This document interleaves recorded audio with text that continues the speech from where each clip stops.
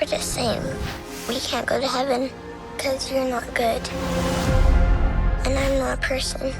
So much of this movie hinges on the relationship between Joshua and Alfie. How did you encourage them to foster this relationship on screen? Yeah, it was, really important. She's very shy, she's very timid when you talk to her. And so we were like, JD, you've got to get in there somehow. You've got to become her best friend. And JD made it his mission. And it was incredible to watch. He became her big brother during the entire shoot.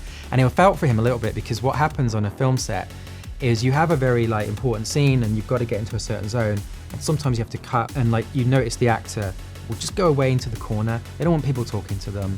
They got to stay in that emotional space. And he would go away, and every time he'd go away, Madeleine would jump down, run over to him and hold his hand and just start telling some story about a toy that she was playing with or something. And I'd be like, oh no.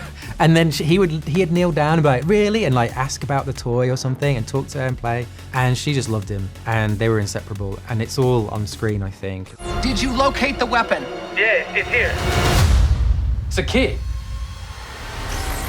What were the films that inspired the visual decisions for this film? It's very much a melting pot of all the films I grew up loving. Blade Runner, Apocalypse Now, and Akira.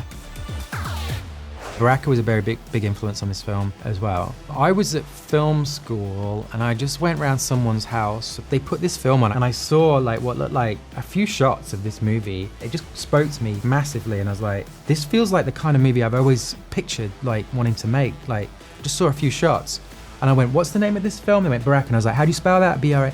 And I went into London that weekend and I went and found it in a World Cinema shelf and bought it and watched it.